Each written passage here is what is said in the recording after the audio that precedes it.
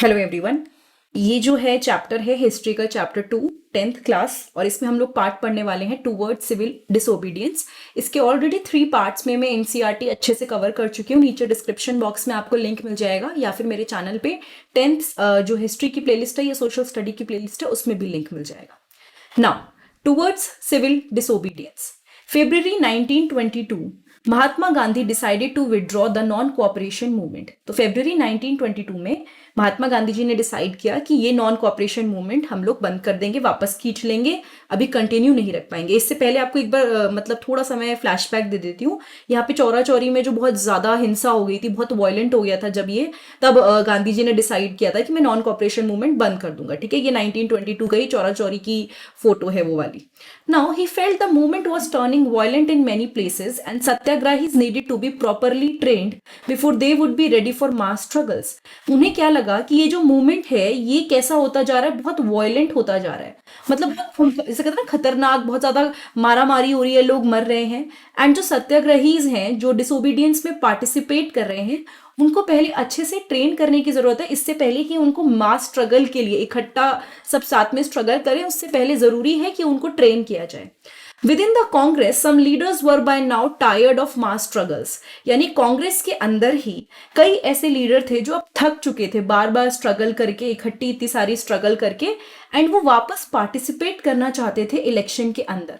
ठीक है, वो इलेक्शन में पार्टिसिपेट क्यों करना चाहते थे? ये जो काउंसिल्स के इलेक्शंस होते हैं जिसमें गवर्नमेंट है और ब्रिटिश काउंसिल्स ऑलरेडी अपना, मतलब जो ब्रिटिश के लोग हैं वो ऑलरेडी काफी ज्यादा अपने आप को डोमिनेट कर चुके हैं, तो ये बेसिकली वो चाहते थे कि पार्टिसिपेट करें, क्योंकि they felt that it was important to oppose British policies within the councils, argue for reform and also demonstrate that these councils were not truly democratic। तो वो लोग वापस इसलिए पार्टिसिपेट करना चाहते थे, उनको लगता था कि ये इंपॉर्टेंट है कि ब्रिटिश पॉलिसीज को अपोज किया जाए, ठीक है, उनकी ना मानी जाए, प्लस अगर वो कोई भी चेंजेस करते हैं उसके लिए हम लोग आर्ग्यू करें, एंड ये भी बताएं कि जो ये दिखाते हैं ना कि ये डेमोक्रेटिक है, सबकी चलती है, ऐसा कुछ नहीं है, ये ट्रूली डेमोक्रेटिक नहीं है।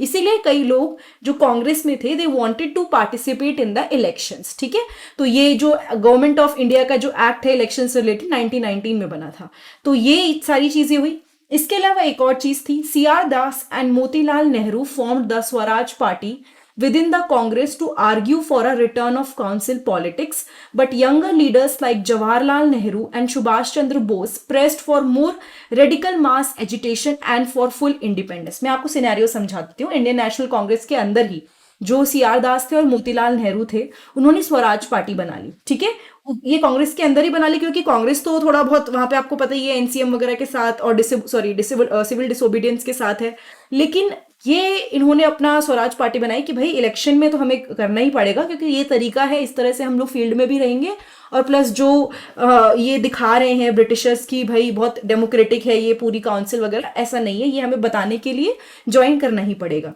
ठीक है, लेकिन कई ऐसे यंग लीडर्स थे जैसे कि जवाहरलाल नेहरू एंड सुभाष चंद्र बोस ना, वो चाहते थे कि भाई फुल एजुटेशन, सारे लोग इकट्ठे मिलके, मतलब जिसे कहते हैं ना एकदम उतारू हो जाना। अब हमें आधी इंडिपेंडेंस नहीं चाहिए जो हमें ब्रिटिशर्स तब से ऐसे ही कह रहे थे कि ये ले लो ये ले लो, नहीं, अब हमें फुल इंडिपेंडेंस चाहिए और हमें ये हमारा हक है, हमें मिलेगा ही मिलेगा, और हम प्रॉपर जिसे कहते हैं ना पूरा अब जोर से चाहिए हमें, मतलब अब बोलबाला होने वाला है, एक तरह से उनका ये मतलब था। In such a situation of internal debate and dissensions, two factors again shaped Indian political towards the late 1920। ये जो क्वेश्चन है ना, this is very important for boards। I'll tell you why। ये क्वेश्चन कई बार आ जाता है कि इंडियन पॉलिटिक्स का क्या हाल था 1920 में, क्या क्या चीजें थी और किन किन चीजों ने फर्क डाला, तो वो अभी हम पढ़ने वाले हैं, क्यों क्या चीजों ने पूरा जो पॉलिटिकल सिस्टम था उसको कन्वर्ट कर दिया। तो जो इंटरनल डिबेट आपस में चल रही थी पार्टीज के अंदर ही, और जो आपस में एक दूसरे से एग्री नहीं कर रहे थे, तो उन सब चीजों के चलते चलते इंडियन पॉलिटिक्स पे दो चीजों का बहुत ज्यादा इम्पैक्ट मिला, उसके बारे में मैं आपको बताती हूँ। The first was the affect of the world wide economic depression. देखो आपको पता ही होगा वॉर वगैरह हुई थी, तो बहुत सारी ऐसी कंट्रीज थी जिन्होंने वॉर में पार्टिसिपेट किया, और बहुत सारा ओवरऑल नुकसान हुआ था सब कंट्रीज को, एंड वो अभी उभर रहे थे उससे, अभी मतलब थे वो नुकसान में। तो ऐसे में क्या होता था, हमारा जो यहाँ से सामान था ना इंडिया से बाहर जाता था, ठीक है। लेकिन अब क्या हुआ था, इन सब चीजों का मतलब जब भी देश में डिप्रेशन आता है, इकोनॉमिक प्रॉब्लम होती है, तो वो बाहर से तो कम ही मंगाते हैं सामान, अपने ही देशों में बनाने की कोशिश करते हैं। इन सब के चलते हुए जो हमारे इंडिया का जो सामान बाहर जाता था वो अब जाना बंद हो गया। Agriculture prices begin to fall from 1926 and collapsed after 1930। मतलब 1926 से गिरने शुरू हुए पैसे, जो मतलब दाम होते हैं एग्रीकल्चर चीजों के, और वो एकदम 1930 तक जाते जाते बिल्कुल बुरा हाल हो गया। As the demand for agriculture good fell and exports declined, peasants found it difficult to sell their harvest and pay their revenue. तो यहाँ पे अब जो किसान थे उनको काफी दिक्कतों का सामना करना पड़ा। पहली बात तो ऑलरेडी इतनी परेशानी में थे, वो बड़े जो पीजेंट्स होते थे उनको परेशान करके रखते थे, प्लस अब उनको अपनी चीजें मतलब हार्वेस्ट जो कर रहे हैं वो सेल नहीं कर पा रहे हैं, रेवेन्यू नहीं दे पा रहे हैं। 1930 तक ये जो कंट्री साइड थी वो बहुत ज्यादा टर्मोइल में थी। अगर सिंपल शब्दों में बोलूं तो मतलब बहुत ही कंफ्यूजन, बहुत बुरा हाल हो गया था इस टाइम तक। किसका, सारे जो भी लोग किसान की, जो कितने भी किसान थे पीजेंट से, एवरीवन वाज सफरिंग। ठीक है, एक बार फटाफट क्विक आपको मैं फ्लैशबैक दिखा देती हूँ। पहली चीज है, यहाँ पे आपको पता ही है कि गांधी जी ने इसको रोक दिया, हॉल्ट कर दिया। ठीक है, उसके बाद थोड़ा सा जो आपसी चल रहा था कांग्रेस के अंदर, जिसमें उन्होंने दो जनों ने, CR Das and Motilal Nehru ने स्वराज पार्टी बना ली थी। बाकी जवाहरलाल नेहरू एंड सुभाष चंद्र बोस इस टाइम पे चाहते थे कि फुल इंडिपेंडेंस मिले। ठीक है, उसके अलावा जो भी पूरा इंडियन पॉलिटिक्स सिस्टम था उस टाइम पे, काफी ज्यादा फर्क पड़ रहा था दो चीजों से। ओवरऑल एग्रीकल्चर कि जो प्राइसेस वगैरह थे वो बहुत कम हो गए थे due to the over world wide economic depression, जो सारे देशों की जो हालत खराब चल रही थी। उसके अलावा एक और चीज थी जो बहुत ज्यादा कंट्रीब्यूटिंग फैक्टर यहाँ पे साबित हुई, that is against the background the new Tory government in Britain constituted a statutory commission under sir John Simon. तो वहां पे जो ब्रिटिश गवर्नमेंट थी उसका बोला गया, वो टोरी गवर्नमेंट जो थी ब्रिटेन में, उन्होंने एक नया एक कमीशन बनाया, और ये जिस बंदे ने जो लीड कर रहे थे उसके नाम पे पड़ा, दैट इज साइमन। तो setup in response to the nationalist movement, the commission was to look into the functioning of the constitutional system in India and suggest changes. तो क्या मतलब था इसका, बेसिकली जो चीजें चल रही हैं इंडिया में, ठीक है, नेशनलिस्ट मूवमेंट चल रहे हैं, कई लोग बहुत उग्र हो रहे हैं, बहुत सारी चीजें चल रही हैं, तो उस सबके को देखते हुए हमें जो, ये इस कमीशन के हिसाब से बोल रही हूँ मैं, उनका ये पर्पस था कि हमें क्या करना है, हमें जो कॉन्स्टिट्यूशनल सिस्टम ऑफ इंडिया है उसकी फंक्शनिंग को चेंज करना है, देखना है क्या हो रहा है, क्या चल रहा है, और चेंजेस सजेस्ट करने हैं। जो चीजें हमें लग रहा है कि भाई इंडिया में इतना हो रही है, उनको चेंज करना है। तो ये जिस पर्सन के नाम पे रखा गया, जो पर्सन था, that was sir John Simon, and इसलिए इसका जो, जिस कमीशन का जो नाम पड़ा वो आपका साइमन कमीशन पड़ा। ठीक है, the problem was that the commission did not have a single Indian member. देखो भाई, बहुत इंपॉर्टेंट बात है ये, आप इंडिया के कॉन्स्टिट्यूशन में चेंजेस करने वाले हो, आप एक ऐसा कमीशन बना रहे हो जो इंडिया के लिए है, लेकिन आपने इंडिया का एक भी मेंबर नहीं लिया।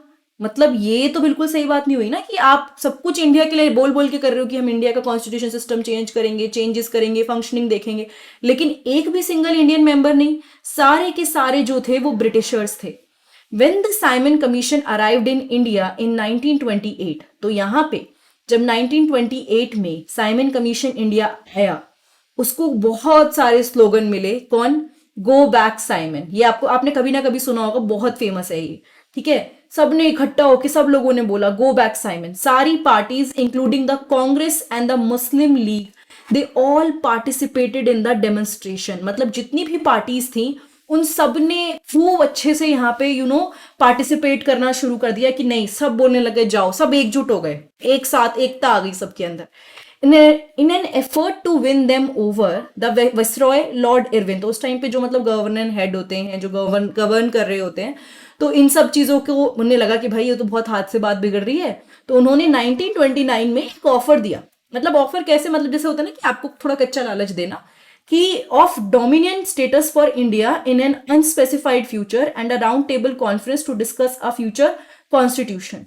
तो कायदे से जो उनका ऑफर था ना, बेसिकली उन्होंने इनडायरेक्टली ये बोला था कि आप क्या करो, आप मतलब ना पॉलिटिक्स डोमिनेशन रख लो, पॉलिटिक्स में आप देख लो, बाकी चीजें हम देख। मतलब एक तरह से होता है ना कि आप पॉलिटिक्स वगैरह को आप देखो, इंडिया वाले देख लेंगे, बाकी चीजें हम देखेंगे। और उन्होंने एक क्या बोला, राउंड टेबल कॉन्फ्रेंस के लिए बोला कि करते हैं, ताकि हम फ्यूचर कॉन्स्टिट्यूशन को डिसाइड कर सके। तो कांग्रेस लीडर तो नहीं माने इस बात के लिए, this does not satisfy the Congress leader, वो नहीं माने कि भैया हम नहीं आ रहे इस जाल में। The radicals within the Congress led by Jawaharlal Nehru and Subhash Chandra Bose. ठीक है, यहाँ पे जो जैसे रेडिकल्स जो होते हैं, थोड़ा बाद में इसके बारे में हम डिटेल में पढ़ लेंगे, बट गरम दल नरम दल नाम से हम बोल देते हैं, तो उनमें जो गरम दल है वो लोग जो भी थे वो कोई नहीं माना। ठीक है, बल्कि दे बिकम मोर एजर्टिव, वो मतलब अब एकदम रेडी हो गए थे कि भाई हमें क्या करना है। ठीक है, हम और क्लियर हो गए हैं कि हमें ये बातें तो बिल्कुल नहीं माननी और अबे हमें बिल्कुल पूर्ण स्वराज चाहिए। ठीक है, the liberals and moderates who were proposing a constitutional system with in the framework of British dominant gradually lost their influence. तो जो लोग कॉन्स्टिट्यूशनल सिस्टम को हम फ्रेमवर्क दोबारा तैयार करेंगे, हम कॉन्स्टिट्यूशन को दोबारा एक नया रूप देंगे, तो ये सारे जो थे जो ब्रिटिशर्स हम चीजें करेंगे, धीरे धीरे उन्होंने अपना इन्फ्लुएंस जो था वो खो दिया। ठीक है, यहाँ पे लिबरल्स मतलब लेफ्ट लीनिंग आइडियोलॉजी वाले माने जाते हैं और मॉडरेट बीच में आते हैं, जो कंजर्वेटिज्म और लिबरलिज्म के बीच में आते हैं। अभी उस पर हम बहुत ज्यादा फोकस नहीं करेंगे क्योंकि अभी दूसरा पॉइंट चल रहा है। दिसंबर 1920 under the presidency of Jawaharlal Nehru the Lahore Congress formalised the demand of पूर्ण स्वराज और फुल इंडिपेंडेंस फॉर इंडिया। दिसंबर 1929 में, ठीक है, क्या हुआ, under the presidency of Jawaharlal Nehru जो लाहौर कांग्रेस थी, उन्होंने डिमांड करी पूर्ण स्वराज्य और फुल इंडिपेंडेंस फॉर इंडिया। ठीक है भाई, हमें पूरी आजादी चाहिए, हमें ये छोटे मोटे लालच नहीं चाहिए कि आप पॉलिटिकल डोमिनेंस ले लीजिए, ये वो नहीं। इट वॉज डिक्लेयर्ड दैट 26 जनवरी 1930 would be celebrated as the Independence Day when people were to take a pledge to struggle for complete independence। ये बोला गया कि 26 जनवरी जो है 1930 वो सेलिब्रेट किया जाएगा एज द इंडिपेंडेंस डे, जब लोग प्लेज लेंगे, ताकि वो लोग मतलब प्लेज टू स्ट्रगल, कि भाई वो प्लेज लेंगे कि हम लोग स्ट्रगल करेंगे कंप्लीट इंडिपेंडेंस के लिए, हम लोग लड़ाई करेंगे, हमें इंडिपेंडेंस चाहिए, उसके लिए हम लोग प्रॉपर 26 जनवरी 1930 को इंडिपेंडेंस डे सेलिब्रेट करेंगे।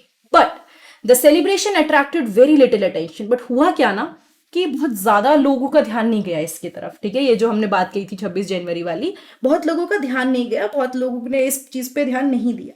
So Mahatma Gandhi had to find a way to relate this abstract idea of freedom to more concrete issue of everyday life। तो फिर अब महात्मा गांधी को लगा कि इसको एक ऐसी चीज के साथ जोड़ना चाहिए जो कि एवरीडे लाइफ के किसी इशू के साथ रिलेट कर सके। ठीक है, जब आप सोचो आपका कोई मूवमेंट चल रहा है जिसमें आपका कुछ फायदा हो रहा है या आपसे रिलेटेड कोई चीज है, तो आप ध्यान देते हो। अगर ऐसी कोई चीज चल रही है जिसमें आपका कोई फायदा नहीं है, तो कहीं ना कहीं वो दिमाग से निकल जाता है।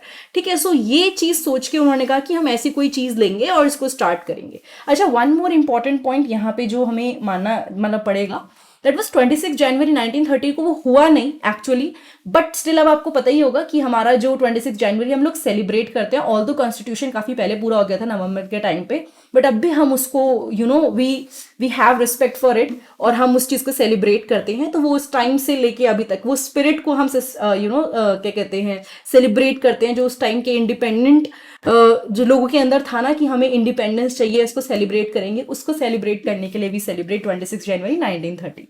ओके, मतलब नॉट 1930 बट 26 जनवरी।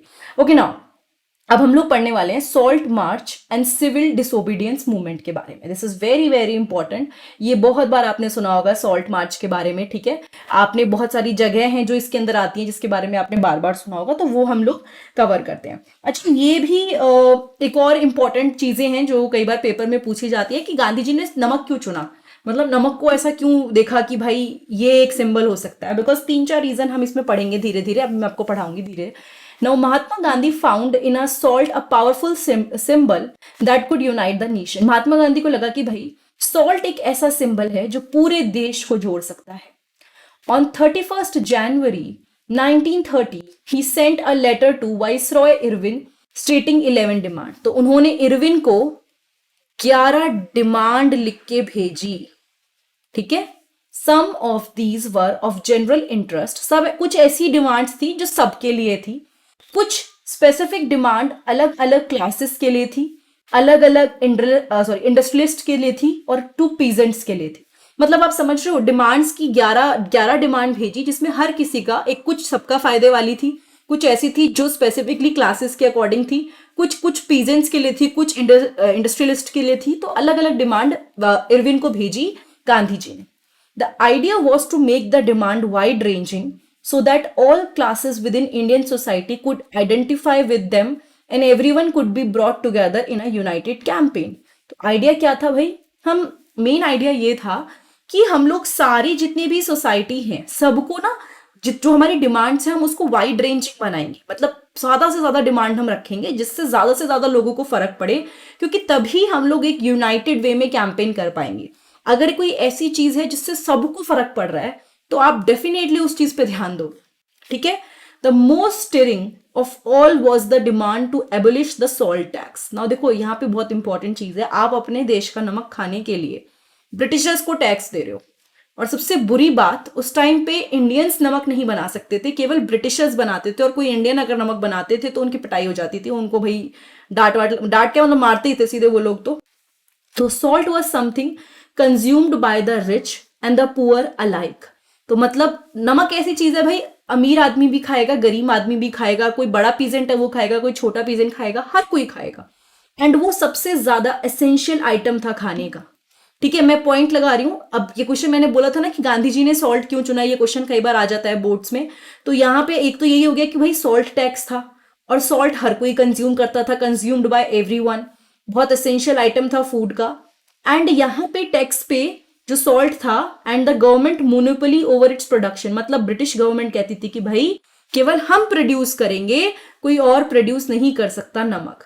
तो इसकी वजह से Mahatma Gandhi declared, revealed the most oppressive face of British rule. तो उन्होंने ये दिखाया कि भाई देखो कितना गलत हो रहा है, और हमें तो भाई आगे बढ़ना ही पड़ेगा, और ये डिमांड हमारी है जिसमें से सॉल्ट टैक्स है आप हटा दो, ठीक है। Mahatma Gandhi letter was in a way an ultimatum, मतलब एक तरह से आप अल्टीमेटम नहीं देते किसी को, ये कर दो वरना ये हो जाएगा। तो महात्मा गांधी का लेटर एक तरह से अल्टीमेटम था कि अगर 11 मार्च तक, 11 डिमांड थी, 11 मार्च तक उन्होंने बोला कि अगर ये नहीं फुलफिल हुआ, ठीक है, अगर आपने ये बात फुलफिल नहीं करी, 31 जनवरी को उन्होंने लेटर भेजा था, ठीक है, याद है 31 जनवरी को भेजा था कि 11 मार्च तक अगर ये सारी डिमांड आपने फुलफिल नहीं करी तो फिर क्या होगा, हम दोबारा से लॉन्च कर देंगे सिविल डिसोबीडियंस कैंपेन, हम दोबारा लॉन्च कर देंगे, ठीक है, हम फिर सुनेंगे नहीं किसी की।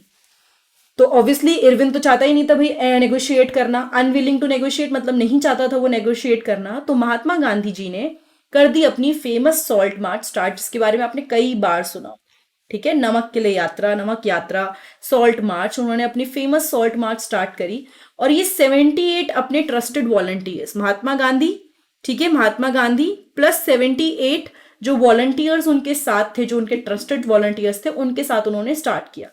The march was over 250 miles from Gandhiji's ashram in Sabarmati to the Gujarati coastal town of Dandi.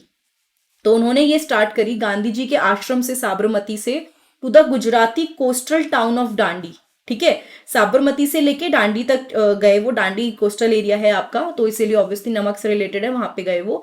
तो वॉलंटियर्स वॉकड फॉर 24 डेज। तो कितने दिनों तक चले ये, 24 डेज तक चले, अबाउट 10 माइल्स अ डे, जिसमें वो 10 माइल कवर करते थे, 10 miles in a day, per day 10 miles cover करते थे। Thousands came to hear Mahatma Gandhi wherever he stopped. कई सारे लोग उनकी बातें सुनने के लिए आते थे जहां पे भी वो रुकते थे। And he told them what he meant by swaraj and urged them to peacefully defy the British. तो उन्होंने बोला कि भाई स्वराज का क्या मतलब है, क्या है, आपको क्यों इन लोगों की बात नहीं माननी चाहिए, ब्रिटिशर्स को प्यार से, मतलब कुछ वायलेंट हुए बिना आपको उनकी बात नहीं माननी है, उनको बिल्कुल आपको नॉन कोऑपरेट करना है, और मतलब डिसोबी आपको मानना ही नहीं है उनकी बात। 6 अप्रैल को ही रीच डांडी। इसके बाद उन्होंने वो जो थे वो पहुंचे कब, 6 अप्रैल तक वो पहुंच गए, ठीक है।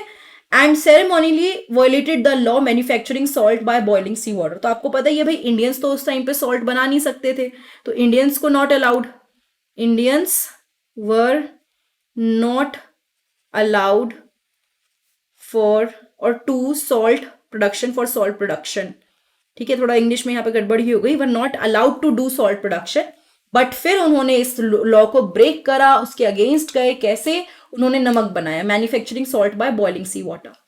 This mark the beginning of civil disobedience movement. ना यहाँ पे एक और इंपॉर्टेंट चीज आती है, आप लोग अभी तक पढ़ते हुए आ रहे हैं भाई, ये नॉन कॉपरेशन मूवमेंट है, ये सिविल डिसोबीडियंस मूवमेंट है। तो दोनों में डिफरेंस क्या है, दोनों में सेम चीज हो रही है, हम लोग भाई बात नहीं मान रहे हैं, हम लोग उनको अपनी मर्जी चला रहे हैं, बॉयकॉट कर रहे हैं, ठीक है, लेकिन डिफरेंस क्या है? तो ये मूवमेंट जो था civil disobedience movement, that is CDM, वो कैसे डिफरेंट था किससे, नॉन कॉपरेशन मूवमेंट से, वो हमको बताना है। People were not asked not only to refuse cooperation with the British as they had done in 1921-22 but also to break colonial law। पहले जो था ना वो सारी चीजें कर रहे थे, बॉयकॉट कर रहे थे, पिकेटिंग, गेट वेट पे रोक रहे थे अपने आप को, मतलब किसी को जाने नहीं दे रहे थे, जैसे अल्कोहल की शॉप्स पे वो पिकेटिंग कर रहे थे। बट यहाँ पे एक बहुत इंपॉर्टेंट चीज ऐड हुई, यहाँ पे वो लोग लॉज भी ब्रेक कर रहे थे। पहले लॉज नहीं ब्रेक कर रहे थे, पहले केवल बॉयकॉट कर रहे थे कि पहनना नहीं है, ये नहीं करना, वो नहीं करना, but now they are breaking the laws as well. Thousands in different part of the country broke the salt law। कई सारे लोगों ने क्या करा, सॉल्ट लॉ को ब्रेक किया, मैन्युफैक्चर्ड सॉल्ट, उन्होंने सॉल्ट बनाया, and demonstrated in front of government salt factories, और जो गवर्नमेंट की सॉल्ट फैक्ट्रीज थी उसके सामने ये सब चीजें वो शो करते थे, ठीक है। जैसे जैसे मूवमेंट स्प्रेड हुआ, फॉरेन क्लोथ को भी बॉयकॉट करना शुरू कर दिया, कपड़े नहीं पहनेंगे बाहर वाले लोगों के, लिक्विड शॉप्स को उन्होंने बॉयकॉट करना शुरू कर दिया, इन सब पे रोक लगानी शुरू कर दी। पीजेंट रिफ्यूज टू पे रेवेन्यू एंड चौकीदारी टैक्सेस, जो पीजेंट्स थे वो रेवेन्यू नहीं पे कर रहे थे, एंड चौकीदारी के टैक्सेस जो होते थे उस टाइम पे वो पे नहीं कर रहे थे। विलेजेस ऑफिशियल्स ने रिजाइन कर दिया था, एंड कई लोगों पे, फॉरेस्ट पीपल ने फॉरेस्ट लॉज को वायलेट किया, तोड़ दिया, नहीं माना, क्योंकि उनको अलाउड नहीं था उस टाइम पे, जो फॉरेस्ट में लोग रहते थे उनको अलाउड नहीं था कि भाई तुम वुड कलेक्ट करो और आप अपनी कैटल ग्रेज करो, मतलब उनका तो वो मेन है, उन्हीं को रोक रखा था ब्रिटिशर्स ने, तो उन्होंने भाई वो रूल बिल्कुल तोड़ दिया कि नहीं, अब नहीं, अब नहीं मानेंगे, अब तो हम जाएंगे फॉरेस्ट में, जाएंगे अपनी जो कैटल्स हैं इनको भी ग्रेज करवाएंगे। तो इस डेवलपमेंट से परेशान होके the colonial government began arresting the Congress leader one by one। अब गवर्नमेंट ने क्या करा, स्टार्ट करा इनको अरेस्ट करना, जो कांग्रेस के लीडर्स थे, जिसकी वजह से काफी ज्यादा क्लैशेस होने लग गए, बहुत ज्यादा लड़ाइयां होने लग गई अलग अलग जगह पे। When Abdul Ghaffar Khan, a devout disciple of Mahatma Gandhi, was arrested in April 1932, angry crowds demonstrated in the streets of Peshawar facing armored cars and policing fire। So ये जो पर्सन थे अब्दुल गफ्फार खान, इनको फ्रंटियर गांधी भी बोला जाता है, that is a different story, but वो काफी ज्यादा महात्मा गांधी जी से रिलेटेड थे और मतलब उनसे क्लोज थे, प्लस जिसे कहते हैं ना कि काफी बातें भी मानते थे। तो वो उनको अरेस्ट किया गया जब 1930 में, तो बहुत सारा क्राउड इकट्ठा हो गया पेशावर की स्ट्रीट्स में, एंड उन्होंने पुलिस फायरिंग और ये सब चीजें बहुत देखने को मिली। नाउ कई लोग मर गए, many were killed. A month later when Mahatma Gandhi himself was arrested, industrial workers in Sholapur attacked police post, municipal buildings, law court and railway station, all structures that symbolize British rule. तो एक महीने बाद जब महात्मा गांधी जी को ही अरेस्ट कर लिया गया, तो बहुत सारे ऐसे लोग थे जो शोलापुर से उन्होंने अटैक किया, कहाँ पर, बहुत सारी पुलिस पोस्ट पे, जो पोस्ट से मतलब जो पुलिस पूरी जगह होती थी ऑफिसेस की, म्युनिसिपल बिल्डिंग्स पे, ऐसी सारी चीजें जो ब्रिटिश रूल को सिंबलाइज कर रही थी उन सब पे अटैक किया गया।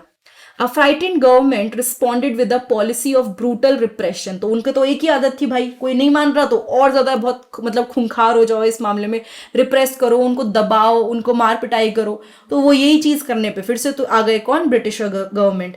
तो पीसफुल सत्याग्रही वर अटैक, जो आराम से चुपचाप प्रोटेस्ट कर रहे थे उन पर अटैक किया गया, बच्चों को, वुमेन को मारा गया, and about 10,000 of people were arrested. मतलब आप समझ रहे हो कितने सारे लोगों को अरेस्ट किया गया। Sorry, that is not 10,000, that is lakh. 1 lakh people were arrested. I'm so sorry for the wrong fact. Okay, so 1 lakh people were arrested. इतने सारे लोगों को अरेस्ट किया गया। इस सिचुएशन में अब क्या हुआ, महात्मा गांधी ने डिसाइड किया कि भाई ये तो गलत हो रहा है, क्योंकि इतने सारे लोग हमारे नोन जो हैं इन सबको जेल में डाल दिया, this is not correct.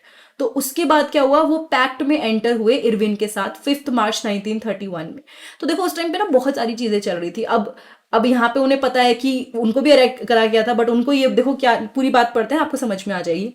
Mahatma Gandhi once again decided to call off the movement. उन्होंने बोला कि मूवमेंट रोक देंगे और एक पैक्ट में एंटर कर गए इरविन के साथ ऑन 5 मार्च 1931। इरविन आपको पता ही गवर्नर जो उस टाइम पे है। By this Gandhi Irwin pact, ये याद रखिएगा, Gandhi ji consented to participate in a round table conference. देख पहली जनरली क्या होता था ना उस टाइम पे, राउंड टेबल कॉन्फ्रेंस में क्या करते थे, जब राउंड टेबल बहुत सारी ऐसी कई सिचुएशंस में कई सारे फैसले लेने के लिए कॉन्फ्रेंस होती थी। तो पहली वाली जो राउंड टेबल कॉन्फ्रेंस थी वो ऑलरेडी कांग्रेस ने नहीं गई थी, वो उन्होंने बॉयकॉट कर दिया था the first round table conference London में। एंड गवर्नमेंट ने एग्री किया था कि यहाँ पे उन्होंने बोला कि मैं जितने भी पॉलिटिकल प्रिजनर्स हैं उनको छोड़ देंगे अगर आप राउंड टेबल कॉन्फ्रेंस में पार्टिसिपेट करोगे, ठीक है, हम लोग छोड़ देंगे जितने भी लोग हैं सबको, लेकिन आपको इसमें पार्टिसिपेट करना है। इन दिसंबर 1931 में Gandhi ji went to London for the conference, वो कॉन्फ्रेंस के लिए लंदन गए, but the negotiation broke down and he return disappointed. कोई फायदा नहीं हुआ उस राउंड टेबल कॉन्फ्रेंस का, नेगोशिएशन हुआ नहीं ढंग से, प्लस गांधी जी बहुत डिसअपॉइंटेड थे वहां से आके। बैक इन इंडिया उन्हें आके पता चला कि यहाँ तो भाई माजरा ही अलग है। He discovered that the government had begin a new cycle of repression, मतलब गवर्नमेंट ने स्टार्ट कर दिया एक नए तरीके से रिप्रेस करना शुरू कर दिया है, सारे लोगों को, इंपॉर्टेंट लोगों को जेल में डाल रहे हैं। गफार खान एंड जवाहरलाल नेहरू दोनों जेल में हैं। कांग्रेस को डिक्लेयर कर दिया है कि भाई वो इलीगल है, समझ रहे हैं आप, कांग्रेस को कह दिया कि ये इलीगल है।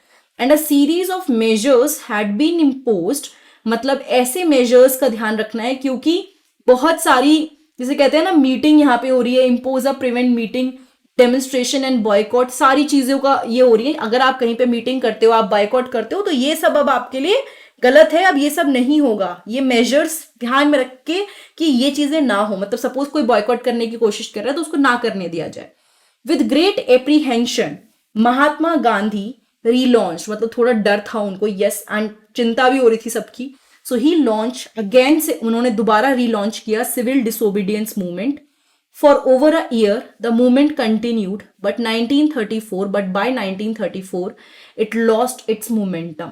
तो उन्होंने दोबारा डिसोबीडियंस मूवमेंट लॉन्च किया, और यहाँ पर आपको पता ही होगा, यहाँ पे उन्होंने बंद कर दिया था जब सब लोगों को जेल में डाल दिया था। उसके बाद वो गांधी इरविन पैक्ट के लिए गए थे, क्योंकि इस शर्त पे कि वापस लोगों को रिलीज कर देंगे। तो एक तरह से ये गवर्नमेंट की साजिश थी, उनको ले जाएंगे और फिर पीछे से ये सारी चीजें करेंगे, हर किसी को जेल में डालना, रिप्रेशन करना। उन्होंने दोबारा से स्टार्ट किया, बट एक साल के बाद, आफ्टर ओवर अ ईयर, उसने अपना मोमेंटम खो दिया, ठीक है। सो इस वीडियो में, विच इज पार्ट 4, हम इतना ही पढ़ेंगे। इसके बाद वाले पार्ट में हम लोग पढ़ेंगे कि पार्टिसिपेंट ने अलग अलग मूवमेंट को कैसे देखा और इस मूवमेंट की क्या लिमिटेशंस थी। और इससे पहले जो हमने कवर किया है वो सारा आपको नीचे डिस्क्रिप्शन बॉक्स में, या फिर 10th सोशल स्टडी की प्लेलिस्ट, या फिर 10th हिस्ट्री की प्लेलिस्ट, जिसके डिस्क्रिप्शन आपको नीचे डिस्क्रिप्शन बॉक्स में मिल जाएंगे, जिसके लिंक आपको मिल जाएंगे। ये सारी चीजें मैं ऑलरेडी कवर कर चुकी हूँ। मैं आपको क्विक रिवीजन फटाफट से करा देती हूँ विद इन 2 मिनट्स। सबसे पहले आपको पता ही है, डिसोबीडियंस मूवमेंट पहले बंद कर दिया गया था बिकॉज चौरा चौरी में बहुत ज्यादा वायलेंट हो गया था। उसके बाद धीरे धीरे क्या हुआ कि उन्हें लगा, कुछ कांग्रेस में आपस में भी थोड़ा सा कुछ लोग कुछ चाहते थे, कुछ लोग कुछ चाहते थे, कुछ लोग चाहते थे कि हम लोग पॉलिटिक्स में रहें, बिकॉज यही एक तरीका है कि हम गवर्नमेंट को हावी नहीं होने देंगे। उसके अलावा CR Das and Motilal Nehru ने अपने आप ही स्वराज पार्टी बना लिया कि भाई हम तो पॉलिटिक्स में जाएंगे। उसके अलावा जवाहरलाल नेहरू एंड सुभाष चंद्र बोस उस टाइम पे फुल इंडिपेंडेंस चाहते थे। उसके अलावा जो वहाँ पे इस टाइम सिचुएशन थी इंडिया में, बहुत ज़्यादा बुरा हाल था एग्रीकल्चर सेक्टर का, बिकॉज वहाँ से सामान जा नहीं रहा था बाहर और प्राइसेस बहुत कम हो गए थे। प्लस उस टाइम पे ये टोरी गवर्नमेंट ने साइमन कमीशन डाल दिया था कि हम लोग चेंजेस करेंगे कॉन्स्टिट्यूशनल सिस्टम में। लेकिन सबसे बड़ा जो बैड पॉइंट था वो था कि आप इंडिया के कॉन्स्टिट्यूशन के साथ चेंजेस करने वाले हो, लेकिन आपने एक भी इंडियन नहीं रखा। तो इसलिए जब साइमन कमीशन इंडिया में आया तो गो बैक साइमन, वापस जाओ, इसके नारे लगे। उसके बाद क्या हुआ, उन्होंने, जो इरविन थे, उन्होंने बोला कि भाई आप पॉलिटिक्स जो है रखिए, बाकी चीजें हमको देखने दीजिए, डोमिनेंट स्टेटस एक तरह से उन्होंने सजेस्ट किया। लेकिन कांग्रेस के लोग जो थे वो सेटिस्फाइड नहीं थे। उसके अलावा क्या हुआ कि उन्होंने बोला कि हमें तो भाई पूर्ण स्वराज चाहिए, ठीक है। तो उन्होंने एक तरह से ये भी बोल दिया कि 26 जनवरी को अब हम लोग इंडिपेंडेंस डे बनाएंगे। लेकिन वह बहुत ज्यादा लोग आए नहीं, लोगों का ध्यान इतना गया नहीं। तो महात्मा गांधी जी ने बोला कि किसी ऐसी चीज को रिलेट करेंगे जिससे सब लोग रिलेट कर पाए। तो उन्होंने नमक चूज किया। नमक क्यों चूज किया आपको बताया मैंने। सब लोग कंज्यूम करते हैं, गरीब हो, अमीर हो, कोई भी कास्ट का हो, कोई भी पर्सन हो, हिंदू, मुस्लिम, सिख, ईसाई, कोई, सब खाते हैं नमक, ठीक है। इसके अलावा सॉल्ट टैक्स लगाया हुआ था, मतलब आप नमक पे सॉल्ट टैक्स लगा रहे हो, हमारे देश में है, और आप हमें ही नहीं बनाने दे रहे हो। अब ब्रिटिशर्स जो थे वो क्या कर रहे थे, कह रहे थे इंडियंस कोई नहीं बनाएंगे, हमारे हाथ में, गवर्नमेंट के हाथ में, हम जो चाहेंगे हम बनाएंगे, लेकिन कोई और नहीं बनाएगा। तो ये एक बहुत बड़ा मुद्दा बन के सामने आया, जिसमें उन्होंने सॉल्ट मार्च स्टार्ट करी। उन्होंने 11 कंडीशंस रखी, 11 डिमांड की, अगर पूरी करते हो तो, मतलब 31 को उन्होंने लेटर भेजा था ये इरविन को कि अगर ये 11 डिमांड आपने पूरी कर ली तो बढ़िया है, और अगर नहीं पूरी करी और 11 मार्च तक का टाइम दिया, अगर पूरी कर ली तो ठीक है, वरना फिर ये मूवमेंट शुरू हो जाएगा दोबारा से, civil disobedience campaign, that is CDM. अब उसके बाद जब उन्होंने पूरी करी नहीं इरविन ने, तो क्या करा उन्होंने अपनी जो मार्च थी, सॉल्ट मार्च, वो स्टार्ट करी। बहुत सारे लोग उनके साथ जुड़ते चले गए एंड फाइनली उन्होंने खुद से लॉ ब्रेक करा और क्या करा, सिविल जिसे कहते हैं नमक बनाया। Now civil disobedience movement non cooperation movement से कैसे अलग था, सीडीएम में लोग अब की बार लॉज भी ब्रेक कर रहे थे, ठीक है, they're violating the law, they're breaking the law. जो पहले केवल बॉयकॉट और पिकेटिंग वगैरह तक लिमिटेड थी कुछ चीजें, लेकिन अब यहाँ पे लॉज भी ब्रेक हो रहे थे। एंड इसकी वजह से क्या हुआ, उन्होंने क्या बोला, उनको धीरे धीरे मतलब बहुत ज्यादा लोगों में फैली भी ये बात, और चीजें भी बॉयकॉट होनी शुरू हो गई, लिक्विड शॉप्स या फिर जो टैक्सेस थे वो बंद हो गए। इन सब चीजों के चलते हुए क्या हुआ, बहुत ज्यादा अब गवर्नमेंट ऑप्रेस करने लग गई, एक एक करके सबको जेल में डालना शुरू कर दिया। महात्मा गांधी को जेल में डाला, उन्होंने क्या करा, उन्होंने बोला कि भाई मैं तो बंद कर दूंगा ये मूवमेंट, क्योंकि मेरे सारे जो आसपास के देशवासी हैं सब तो जेल में हैं। तो फिर उनको इरविन पैक्ट के लिए, जिसे बोलते हैं गांधी इरविन पैक्ट, उनको लंदन लेके गए थे, और लंदन में जाने के लिए गांधी जी एग्री कर गए कि चलो ठीक है चलते हैं। लेकिन जब वो वापस आए, उन्होंने देखा कि ये तो एक तरीका था उनका गवर्नमेंट का, क्या किस चीज का तरीका, जब वो वापस आए उन्होंने देखा कि आधे से ज्यादा लोग तो जेल में ही है, प्लस बहुत ज्यादा अब रिप्रेशन बढ़ चुका है, एंड कांग्रेस को इलीगल डिक्लेयर कर दिया, और बहुत सारे मेजर्स लिए जा रहे हैं कि भाई अब हम किसी भी तरह से कोई बॉयकॉट डेमोन्स्ट्रेशन करेगा तो उसको रोकेंगे। तो फाइनली गांधी जी ने फिर सिविल डिसोबीडियंस मूवमेंट को रीलॉन्च कर दिया, लेकिन 1934 तक आते आते वो दोबारा से उतना ज्यादा एक्टिव नहीं रहा। So that was it. मैंने इसको काफी अच्छे से डिटेल में कवर कर दिया, बाकी के पहले के सारे पार्ट भी मैंने एनसीईआरटी के लाइन टू लाइन कवर किए हैं। ये वीडियो आपको थोड़ी भी अच्छी लगी हो, आपको 1% भी फायदा हुआ हो, तो चैनल को सब्सक्राइब जरूर कीजिएगा। एंड मोस्ट इंपॉर्टेंटली, अगर आपको और प्लेलिस्ट में देखना है तो आप अच्छे से एक्सप्लोर कर सकते हैं जाके चैनल पे, वहां पे अलग अलग सब्जेक्ट की प्लेलिस्ट है जिसको आप चेक कर सकते हैं। Thank you so much, have a nice day, I will see you next time in the next video.